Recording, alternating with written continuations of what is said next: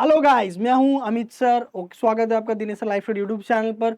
और आपका रिजल्ट आ चुका है 12th का। Congratulation to all of you, जो भी आपने स्कोर लाया, आपके मेहनत का स्कोर लाया। तो मैं यहाँ पर आया हूँ एलिजिबिलिटी क्राइटेरिया बताने के लिए। ऑलरेडी इसके ऊपर हम लोगों ने वीडियो बनाया हुआ है, फिर भी मैं एक बार वापस से अच्छे से आपको एक्सप्लेन करूंगा कि भाई अगर पीसीएम से एलिजिबिलिटी क्राइटेरिया नहीं हो रहा है इंजीनियरिंग का तो क्या होगा। ओके, और नीट का एग्जैक्ट एलिजिबिलिटी क्राइटेरिया क्या है मेडिकल के लिए, और बी फार्मा का एग्जैक्ट क्राइटेरिया क्या है इंजीनियरिंग के लिए, एग्जैक्ट क्राइटेरिया क्या है, वो भी मैं सब चीजें डिस्कस करने वाला हूँ।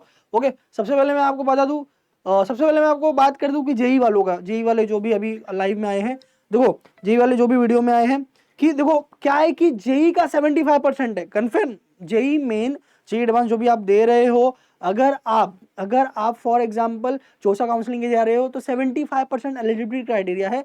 मगर एक और होता है कि अगर आप टॉप 20% में हो महाराष्ट्र में, ओके, तो भी आप 75% नहीं है बट आप टॉप 20% में हो तो भी आप जोसा काउंसलिंग अटेंड कर सकते हो। तो इसीलिए क्या है कि टॉप 20% अभी रिलीज नहीं हुआ है, 2 से 3 दिन में रिलीज होगा।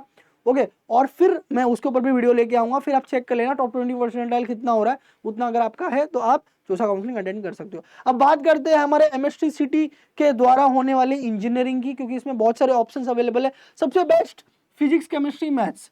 फिजिक्स केमिस्ट्री मैथ्स में अगर आपका ओपन में 45% आ रहा है या 300 में 135 हो रहा है, टोटल करने के बाद आप सब सब्जेक्ट में पास हो, पहला क्राइटेरिया तो ये है। दूसरा, पास होने के बाद अगर आपका पीसीएम में 135 ओपन में तो आप एलिजिबल हो सीटी के लिए। ओके, भले आपका स्कोर कितना भी होने दो, आप पूरे टोटल 6 के 6 सब्जेक्ट मिला के जस्ट पास हो तो भी चलेगा, कोई प्रॉब्लम नहीं उसमें। अगर 35 है 40 है उससे कोई फर्क नहीं पड़ता, पूरा 6 सब्जेक्ट मिला के। मगर पीसीएम में आपका 135 मतलब 45% होना चाहिए ओपन में। काश ईडब्ल्यूएस पीडब्ल्यूडी होगा तो 120 मार्क्स होना चाहिए, दैट इज 40%।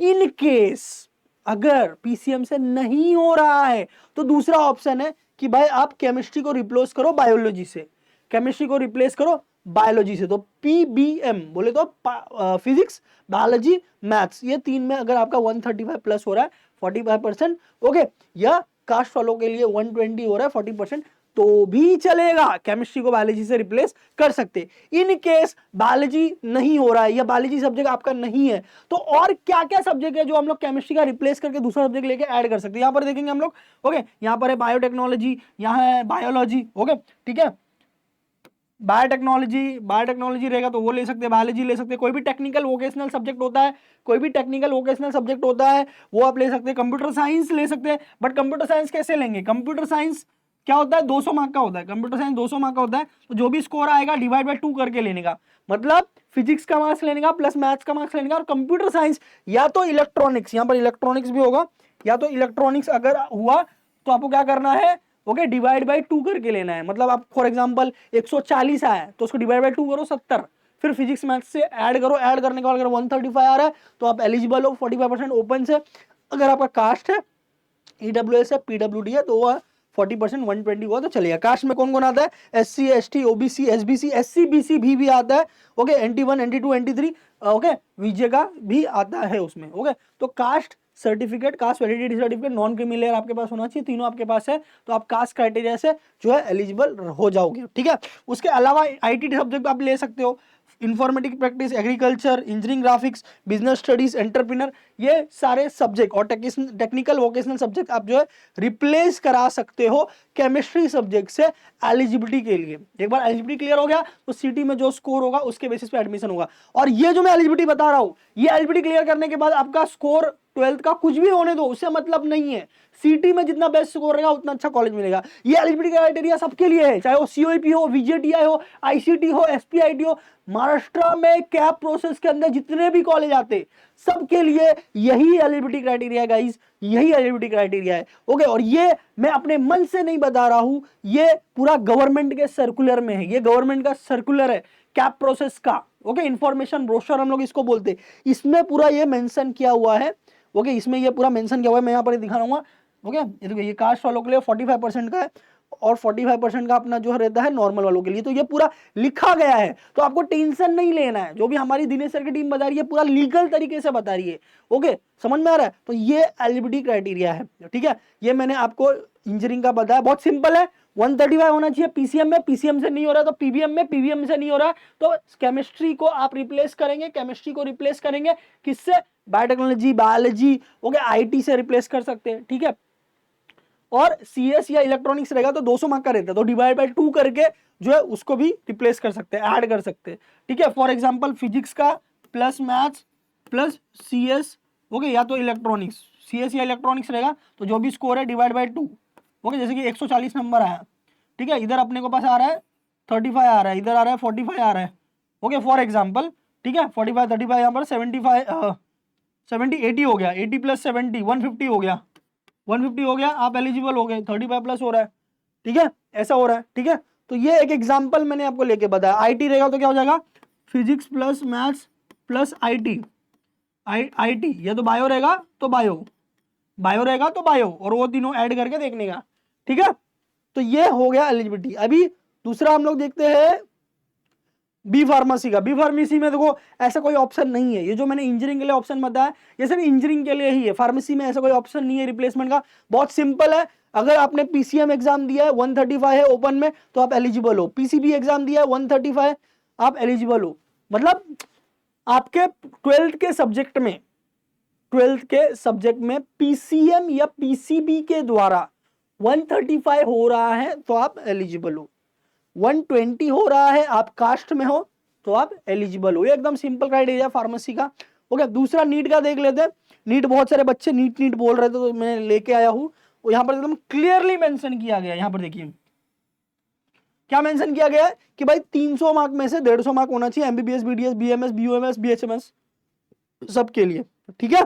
तो ये पूरा है, 300 मार्क में से 150 मार्क रहेगा तो आप एलिजिबल हो, ठीक है। ओके, इसके अलावा जो होता है, ओके, यहां पर मैं एक सेकेंड ना, इसके अलावा ये लाइन में डिलीट कर देता हूं, ओके, ठीक है। इसके अलावा जो देखिए यहां पर मैं वापस से लाइन कर दूंगा, ये 50%। इसके अलावा अगर आप BPTH physiotherapist, BOTH occupational therapist, BSLP, BPO ये सारे कोर्सेज में जाते हो तो आपका सिर्फ पासिंग होना चाहिए। इसमें ऐसा नहीं है कि 50% होना चाहिए। महाराष्ट्र की मैं बात कर रहा हूं, अगर महाराष्ट्र के मेडिकल कॉलेजेस में आप जा रहे हैं तो MBBS, BDS, BMS, BUMS, BHMS ये सारे कोर्सेज के लिए 50% चाहिए, 150 मार्क 300 में से। बट अगर आप 12th, अगर आप समझ लो ये कोर्सेज में जा रहे हैं, बीपीटीएच, बीओटीएच, बीएसएलपी, बीपीओ, ओके, फिजियोथेरेपिस्ट के कोर्सेज में जा रहे हैं तो सिर्फ 12th पास रहेगा तो भी चलेगा। यहाँ पर क्लियरली मेंशन है, यहाँ पर क्लियरली मेंशन है, ओके, ठीक है। इसमें 50% नहीं चाहिए, फिजियोथेरेपिस्ट के लिए 50% नहीं चाहिए, ठीक है, ओके। अब यहाँ पर देखेंगे, यहाँ पर सब कुछ क्लियर है।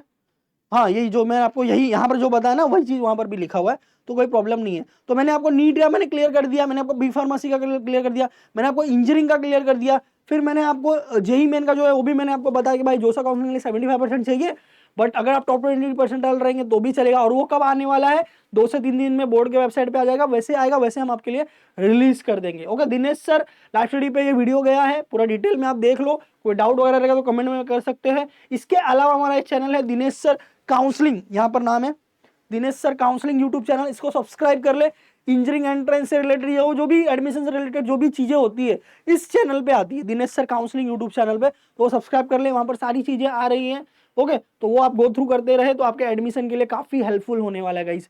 ओके, बाकी बहुत सारे स्टूडेंट का क्वेश्चन था इंप्रूवमेंट के ऊपर, तो इंप्रूवमेंट एग्जाम 2 अटेम्प्ट कर सकते हैं आप। अभी जुलाई में, अभी फॉर्म 2-3 दिन में निकल जाएगा, जुलाई का फॉर्म भर सकते हैं। और इंप्रूवमेंट में ऑल सब्जेक्ट का एग्जाम देना पड़ता है, ओके, रिटर्न प्रैक्टिकल सब कुछ वापस होता है, ठीक है। और दूसरा अटेम्प्ट आप फैब 2026 में दे सकते हैं, उसके बाद नहीं दे सकते, ठीक है। और क्या रहा, और रहा आपका फॉर एग्जाम्पल कोई भी सब्जेक्ट में आप फेल हो गए हो, ओके, केटी लगा हुआ है, फेल होना मतलब केटी होना एक सब्जेक्ट का, तो उसका फॉर्म आप 2-3 दिन के बाद आप भर पाओगे और जुलाई में एग्जाम दे पाओगे। कोई अगर समझ लो 17 नंबर का फॉर्म भरना चाहता है प्राइवेट, ओके, जिसको देना है वो भी अभी जुलाई का फॉर्म भर पाएंगे, ठीक है। उसके अलावा किसको इंप्रूवमेंट देना है ऑल सब्जेक्ट का, वो भी जुलाई का फॉर्म अभी 2-3 दिन में भर पाएंगे। कोई अगर रीवेरिफिकेशन बोल सकते हैं के लिए डालना चाहता है, रिवोल्यूशन के लिए फोटो कॉपी मंगाना चाहता है आपके आंसर शीट का, तो वो उसके फॉर्म भी चालू हो जाएंगे 2 से 3 दिन के अंदर, 2 दिन में मोस्टली। तो जैसे ही नोटिफिकेशन आता है उसके ऊपर मैं वीडियो अलग से लेके आऊंगा, डिटेल वीडियो, क्या क्या कैसे कैसे करना रहता है, रीवेरिफिकेशन ऑफ मार्क्स क्या होता है, रिवोल्यूशन क्या होता है, फोटोकॉपी कैसे मंगाते हैं, ये सारी चीजें उसमें क्लियर होंगी। और आज दोपहर को भी एक सर ने वीडियो लिया है, उसमें सर ने वेरिफिकेशन के बारे में सब कुछ बताया है, रिवोल्यूशन रीचेकिंग और सब के बारे में सब बताया है, वो वीडियो भी आप देख सकते हैं। और किसी चीज़ पे वीडियो चाहिए कमेंट में डालिए, हम उसके ऊपर वीडियो जल्दी से जल्द लेके आएंगे। All the best guys, all the best for your future career. Tension बिल्कुल नहीं लेना है, स्ट्रेस बिल्कुल नहीं लेना है। एलिजिबिलिटी हो रही है, आगे प्रोसीड करिए। ओवरऑल स्कोर कम है तो भी कोई बात नहीं है, कोई प्रॉब्लम नहीं है, ठीक है, कोई इशू नहीं है। एलिजिबिलिटी खाली क्लियर होना चाहिए। उसके अलावा किसी का एलिजिबिलिटी क्लियर नहीं है तो इंप्रूवमेंट में ट्राई करो। अगर समझ लो ज्यादा नंबर कम आया है, आप इंप्रूवमेंट नहीं देना चाहते हो, तो दूसरे स्ट्रीम के बारे में देखो कि भाई अगर इंजीनियरिंग नहीं हो रहा है तो कुछ और कर सकते हैं हम लोग। बीएससी आईटी कर सकते हैं, बीएससी सीएस कर सकते हैं, बीसीए में जा सकते हैं, ये सब भी टेक्निकल फील्ड है, ये सब फील्ड से भी आप आईटी में जा सकते हो, अच्छा करियर ऑप्शन ले सकते हो, ठीक है। तो कोई प्रॉब्लम वाली बात नहीं है, ठीक है। मिलते हैं अगले यूजफुल वीडियो में। All the best guys.